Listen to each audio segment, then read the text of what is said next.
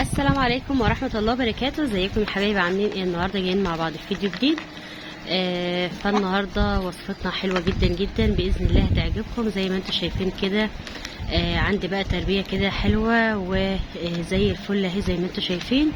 حبيت ان انا بقى ايه اعمل لكم كده فيديو، وباذن الله وصفتنا النهارده كوبايه من خلال الكوبايه ديت هتخلي معانا الاوزان رهيبه بجد. الوصفه بتاعتنا بتتكلم عن الكوبايه بجد لو عملتها كده 3 مرات في الاسبوع ما شاء الله هتخلي معاك البط يشتغل اوزان، وهتلاقيها باحجام احجام حلوه، وهتلاقي البطه يومها بيومين. بس خليكي معايا لاخر الفيديو وانت باذن الله هتستفادي معايا. وزي ما انت شايفه كده بقى ايه حطيت للبط بتاعي كده، قلت بقى افطره. فما شاء الله زي ما انت شايفه كده بقى ايه قدمت له بقى كده ايه حطيت له كده شويه خضروات كانت باقيين عندي كده، وحطيت لهم كده، وباذن الله الكوبايه بتاعتنا كده على المشروب. فاهم حاجه دايما كده اكل البط بتاعك صح، هتلاقيه معاكي بجد بصراحه هتلاقيه معاكي حلو جدا جدا. فالنهارده وصفتنا لزياده الوزن الفتح الشهيه. الوصفه ديت بتخلي بقى ايه الدهون تتفتت، وفي نفس الوقت الجلد يفتح كده من عند الصدر ويرمي لحم. بصراحه هتلاقي معاكي البطه بتاكل كتير. لو انت عملت لها بقى عملت لها الوصفه ديت هتاكل كتير معاكي، هتزيد وزنها فما شاء الله. فاهم حاجه ما تنسليش اللايك ولا الاشتراك فضلا وليس امرا. طبعا بقى ايه هقول لكم برضو شويه معلومات. ممكن برضو نجيب زي ما انت شايف كده. طبعا الاكل بتاعي ده كله من البيت، يعني من البيت مش علف اللي هي رده علفه، لا دول شويه رز مع شويه خضره مع شويه بصل كنت مقطعهم باقيين، طماطمايه بايظه. لميت كل الكلام ده كله وجبت وقلت احطه لهم كده طاقه كده على السريع، منهم يستفادوا منها ومنها ياكلوها كده. وبعد كده الطاقه التانية هحط لهم بقى شويه علفه مع شويه كزب مع شويه رده مع شويه عيش. وطبعا ده برضو كان عيش باقي كده. فالحمام ما شاء الله بياكل اهوت بيلقط اي حاجه كده. وده البط اهو. فانت ما تستهونيش بالتربيه البط ولا تستهوني بالاكل اللي يتبقى منك. بدل ما ترميه او تشحتيه لجارتك او كده انت استفادي منه. هاتيلك كده 20 بطه 20 بطايه 15 بطايه تربيه يعني، وابتدي انت اكليها ما شاء الله. مش هتغرمي فيها حاجه. هتجيب بواقي الاكل هتجيبيها، وممكن تضيفي برضك عليهم شويه رده شويه دش شويه علفه، وتلاقي اليوم عدى وتلاقيكي اكلتيهم وما غرمتيش حاجه. وفي نفس الوقت انت بتربي حاجه تكون نظيفه في بيتك، بدل ما تشتري الحاجه اللي بره انت مش عارفه هي اكلت ايه، لكن انت الوقت مربيه وعارفه هم اكلوا ايه. انا عارفه انا ماكلهم خضره ماكلهم علفه ماكلهم حاجات نظيفه على السطح بتاعي.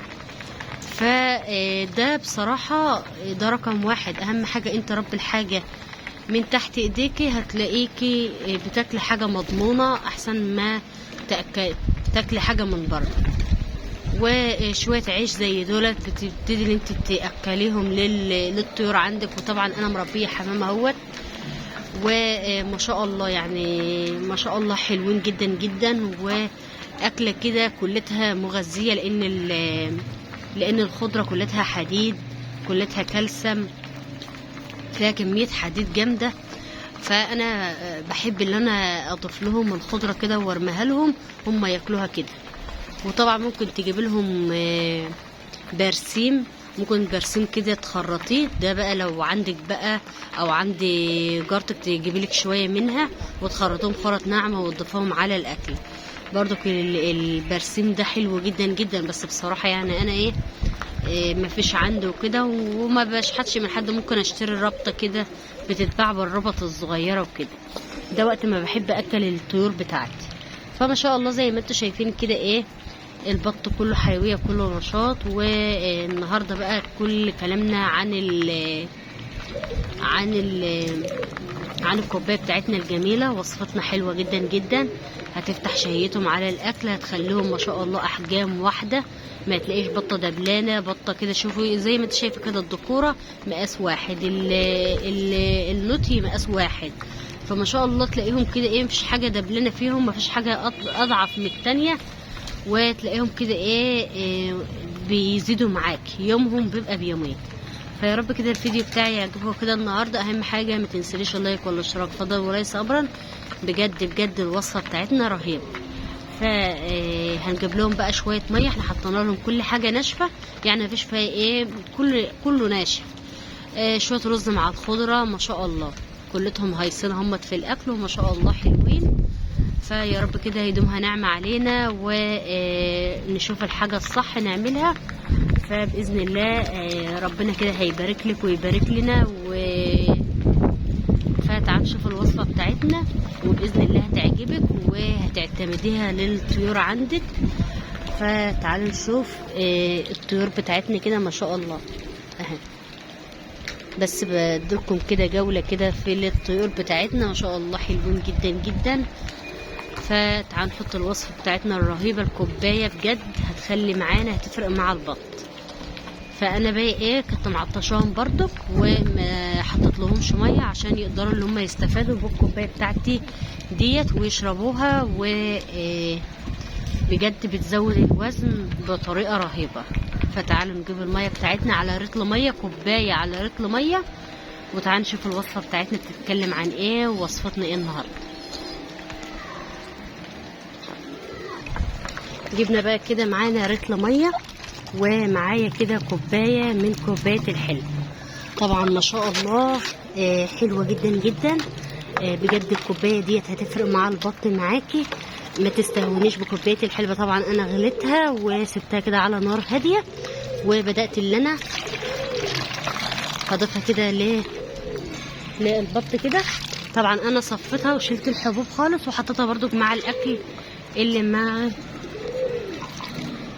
مع الاكل، يعني ضفت الحبوب وسبت بقى ايه الميه بتاع الحلبة حلوه جدا جدا. سبتها على نار لحد ما تمتص بقى اي حاجه في الحلبة كده وتنزل في الميه.